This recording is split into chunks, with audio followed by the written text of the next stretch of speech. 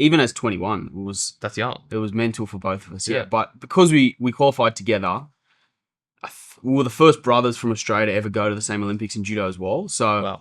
that was really cool. Obviously, it was a dream. We'd grown up together, and Yeah. also, I guess, being siblings, you get a bit of attention in the Australian team as well. I think there were six sets of siblings, but you're in the company of like Kate and Bronte Campbell. So like the siblings that are there have a lot of attention, and then there was a bit of attention on us. So I guess not only were we really young and inexperienced, but we had quite a lot of media in the lead up as well, which sort of made the whole thing even more like, whoa, this is a massive deal. Yeah. Merely a donkey. Nicholas, merely a donkey. Cut. Yeah. I mean, I'm a little bit biased, I'm not going to lie, but I mean, the fact it's in the Olympics is a massive distinction between judo and jiu-jitsu. Like, for real, like, I mean, jiu-jitsu is definitely easier on your body. There's a lot less impact, way less throwing, which is a lot easier, especially for adults to do, because it's hard to rock up to a judo class in your 20s and get thrown 50 times on the mat if you've never been thrown before. You never played rugby or a contact sport. It's not that easy to do that, but the Olympics is a really big part of it. It's you get to compete at the peak pinnacle sporting event in the world, I guess. Compared to wrestling, it's just personal preference, to be honest. I like judo. It's a bit more of like a martial art as opposed to wrestling is just, it's like man on man. Like there's no uniform. It's just like you go at each other. So it's all personal preference. I've always done judo. Always really liked it. I could definitely compete in wrestling or jiu-jitsu as well for fun, but I think either it's a combination of, I guess, like the martial art respect part of judo is really cool too, and then the fact it's like an Olympic sport, I think is probably, and it's massive. Like jiu-jitsu is cool, you get to do submissions and stuff, but everyone wants to see massive throws. That's like the cool thing that everyone wants to see. You want to see someone get thrown, fly through the air, land on their back. And that's pretty much all judo is. So yeah, for sure. It comes from a Japanese background, doesn't it? Yeah. That like hence the honor and like the more respect of the martial arts. Yeah. Thing. But since we're on the topic of the Olympics, do you mind describing your experiences at Rio 2016?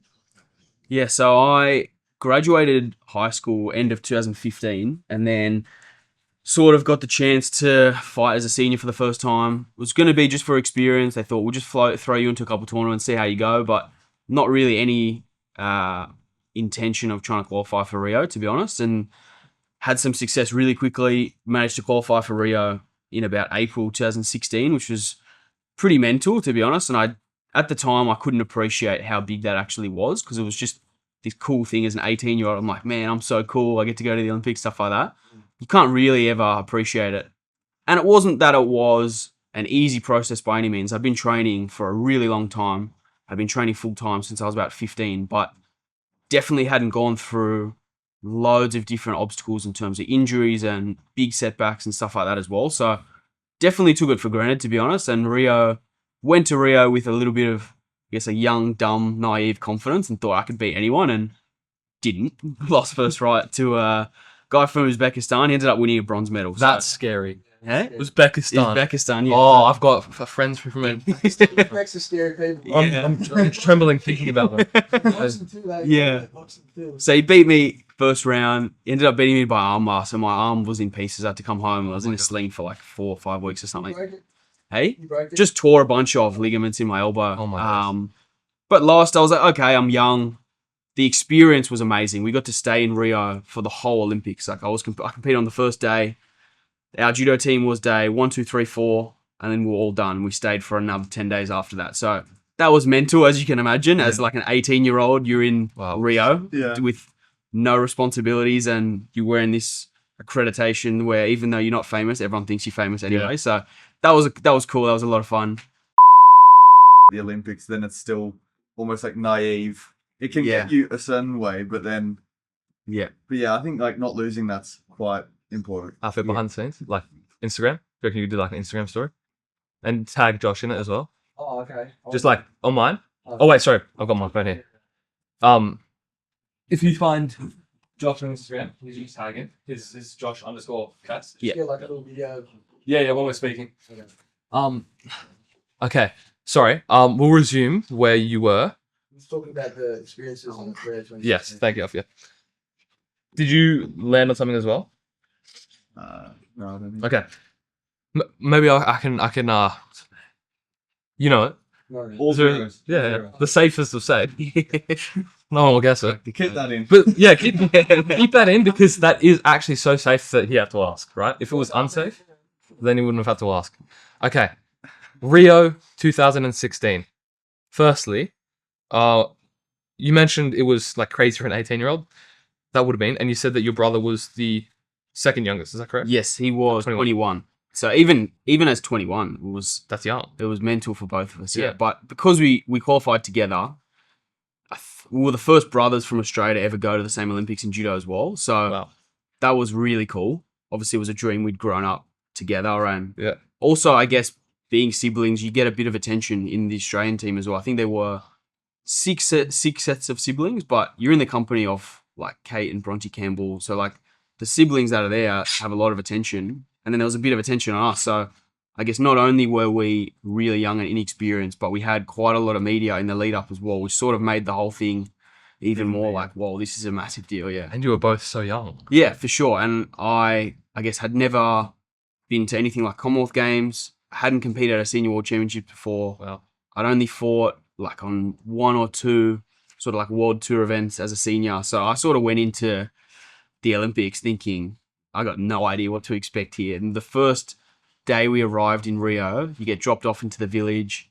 The village is mental. Like it's all the stories you hear about how big and massive everything is. It's all true. Like you get dropped off and it's like its own suburb. You need a bus to go from your accommodation to the food hall to the gym.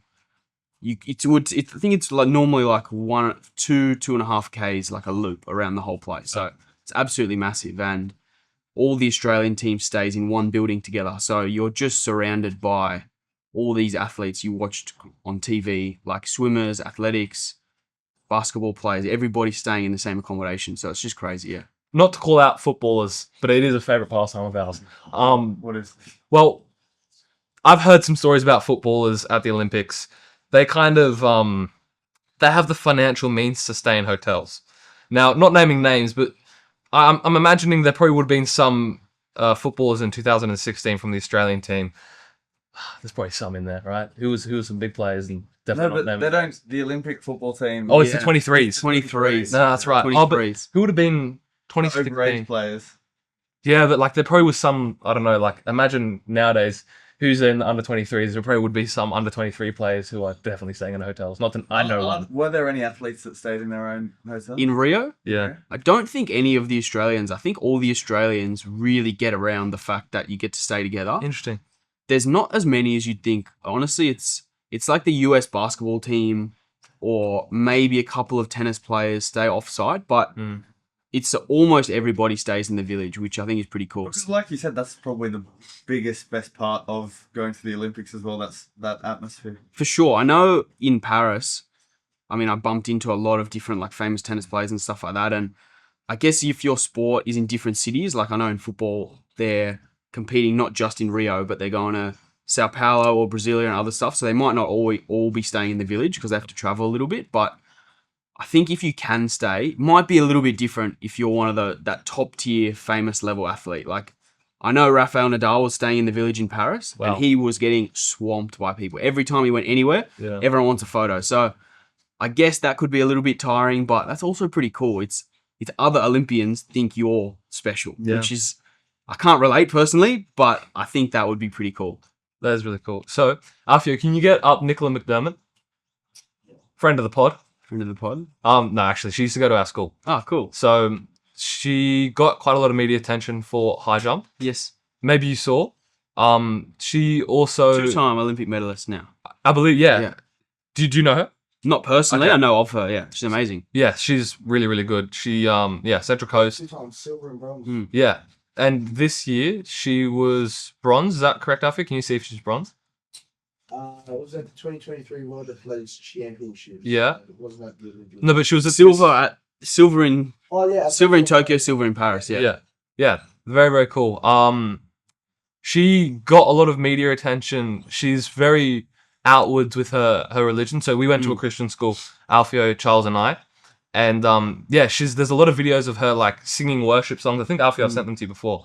Very, very outwardly spoken about her religion, which yeah, really, really cool. She gets a lot of praise. Actually, Alfie, if you look at that far right video, it's I think she got like kind of famous for journaling. Yeah, it's really interesting. Yeah. Like after each jump that she does, she comes back and she sort of like writes in her notebook, and Yes. it's crazy to me. Like it's such a different experience, I guess. Also, completely different event, but Yeah. she's just writing like how she felt about it, visualize. It's just really interesting. Yeah. And I don't know if it's the same in judo, but in professional sport, what Nick and I have found, there's a stigma around any of that sort of, like, I wouldn't say emotional side, but sort of more holistic side of help. You can't, like, there's no place to be weak or be in, like, emotional in that setting. So it is amazing that Yeah, she I does think do different sports too have different stigmas attached to it. Something like judo too.